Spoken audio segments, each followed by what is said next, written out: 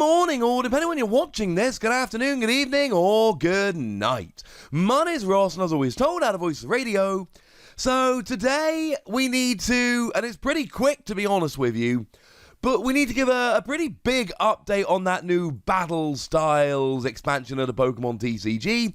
I need to show you a bunch of products and a bunch of promos that have been confirmed for the set. We had a big drop of new cards yesterday. Don't worry, I know we haven't got to them all. I promise you that today and tomorrow we will, and I'll bring you full analysis like I tend to do. It's kind of my thing.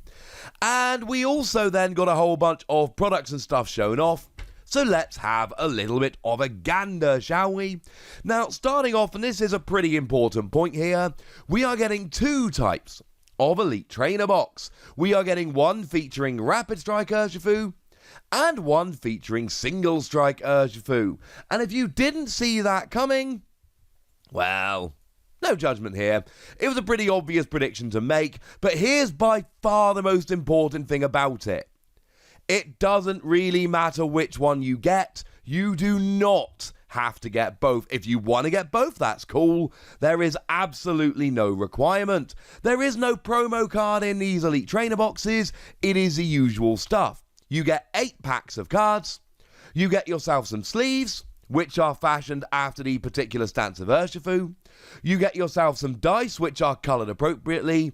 A player's guide, coloured appropriately, and then you get yourself the usual rulebook, energy cards, burn and poison counters, etc.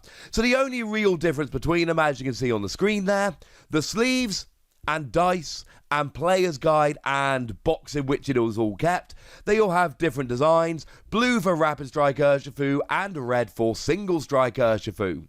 Now, I've always liked blue a lot more than I've liked red.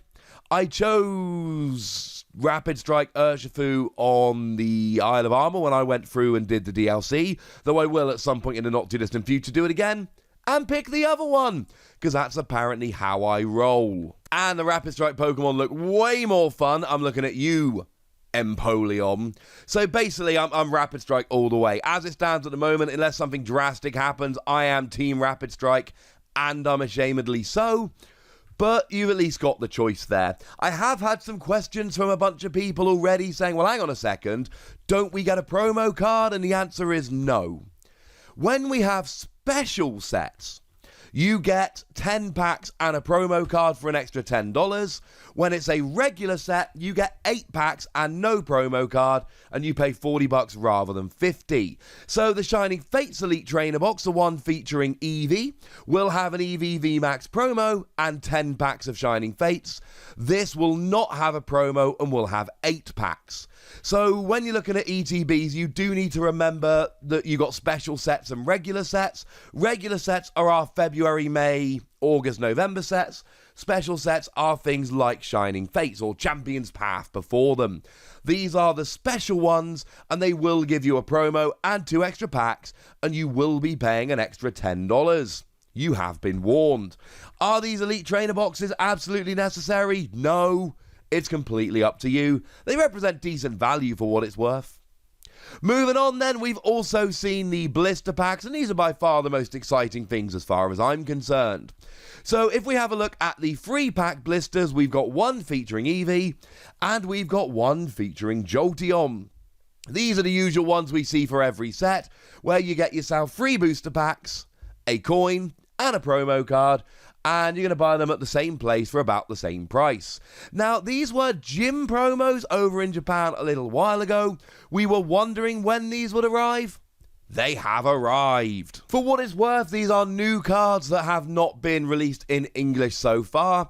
If you want a fun little weird Pokemon fact, we haven't had a regular Jolteon, that is one without a rule box, yeah, we know how to say it nowadays, since the black and white promo Jolteon that came in that box with all the different evolutions.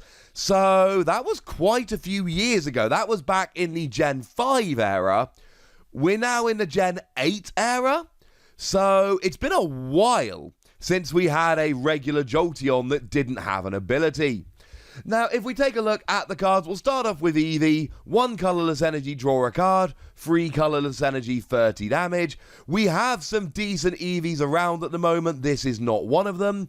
I really don't think this is one you're going to get excited about. I don't think it's going to see much play.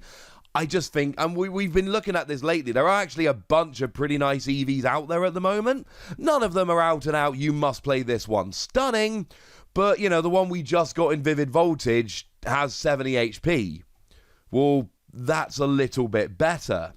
I would say quite a little bit better. Or the one from Cosmic Eclipse has Follow My Tail. Search your deck for the rest of your EVs and EVGXs and bench them straight away, ready to be evolved up at the beginning of your next turn. These are the kind of EVs I think we should be getting excited about. Unfortunately, as cool as this one is, I don't think it's going to see any play whatsoever. You can either have a better attack, or you can have more HP, so there really is no reason to default to this one. As for the Jolteon, 1 lightning energy, and you get to attach a lightning energy from your discard pile to this Pokemon, get it rolling. 3 energy, 160 damage, and you do 30 to yourself. So 160 on a single prize Pokemon is pretty gosh darn nice. It honestly reminds me quite a lot of Boltund, one of the ones that came around in Sword and Shield, the quote-unquote bad one, that did 160 for the same energy, but can't attack next turn. The thing is that Boltund has more HP, and it's got a more useful first attack, and it doesn't damage itself, so I just see Boltund as a better version of this Jolteon. On the one hand, I do like that you can accelerate energy to yourself. On the other hand, turn 1, you're an Eevee. Turn 2, you're accelerating energy to yourself. Turn 3, you're attacking. That, ladies and gentlemen, is way, way too slow. Moving over to the 1-pack blisters, we have ourselves a Charmander, and we have ourselves an Arrokuda. And these are not brand new, never-before-seen Pokemon. These were, again, gym promos over in Japan, but these represent alternate art versions of cards we've already got. So you're either getting yourself a Charmander or an Arrokuda. The Charmander is just a reprint of the one from Vivid Voltage. 1 fire energy, draw a card. 2 fire energy, 30 damage. What I will say here is that this isn't terrible. 70 HP is quite nice. It's higher than we generally see on Charmander, though there have been a bunch of others. And 2 energy, 30 damage. I mean, it's not good. And if this is what you're doing, it's probably not going well. But you can always welder on to do 30 damage turn 1. Might be relevant for weakness and things of that nature. I don't know, there's a chance. And, you know, single energy, draw a card. Again, it's not what you want to be doing. But there will be those games, those turns where everything is going very badly. And you kind of have to do this. Not necessarily because you want to, but because you've got nothing else, and hey, at least you get to draw a card. As for the Arrokuda, I am a big fan of the Arrokuda. I mean, firstly, the art is beautiful, but don't sleep on the Vivid Voltage art, which is also pretty gosh darned awesome. But it's the one that lets you put as many Arrokuda on your bench from your deck as you like. Bearing in mind we have got the Cramorant that lets you discard as many Arrokuda from your bench as you like, doing 60 damage for each one that you discard in this way. So clearly it's a good Arrokuda that in those kind of decks is going to see play. It's nice to finally have the alternate art version of them. Now, we did get some other products that were revealed. We've seen the Build and Battle box. That's what you're going to be picking up when you head on over to pre-releases. And it's pretty much exactly what we would expect, except it's got Rapid Strike Urshifu on, which proves I was right about that being the better one. We've also had a look at a mini portfolio, which is going to fit yourself 60 cards, 1 per page. So if you're into that and you want to keep your cards in, yay. It's not a premium storage solution, but it is quite nice for keeping a few cards, and especially for younger players who might like the artwork. And we have had the booster arts confirmed. Obviously, we've got Single Strike and Rapid Strike Urshifu. That should be a surprise to nobody. You also get yourself Empoleon, and every time I buy a random pack, it's gonna be an Empoleon pack. And Tyranitar is the other Pokemon that is featured. So yay! Those are your booster packs. And I have very little to say about the booster packs. There's not really much to analyse with them. So that's what we know, the 3-pack blisters, the 1-pack blisters, the Elite Trainer boxes, etc. Still no word on the theme decks here, but my inkling is they are featuring Pokemon that haven't been shown from the set.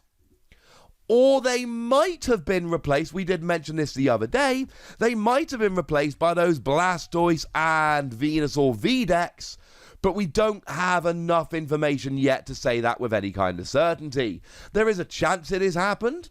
There is a prediction that could be made. If anyone's telling you that the V-decks have replaced theme decks, they're making a prediction. It is not confirmed. It is not official. I can say that for absolute certainty. The only thing confirmed is that it's not confirmed.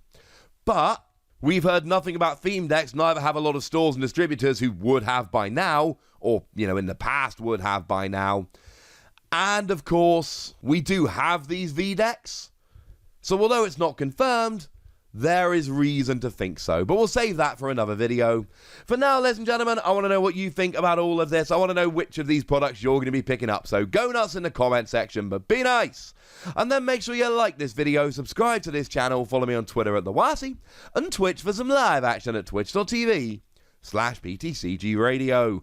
If you want to support the channel, get some bonus podcasts and all that good stuff, head on over to patreon.com/PTCG Radio, where you can do exactly that. But by far the most important thing, as always, look after yourselves till next time, would ya? Thank you very much for watching. My name's Ross, and you've been watching PTCG Radio.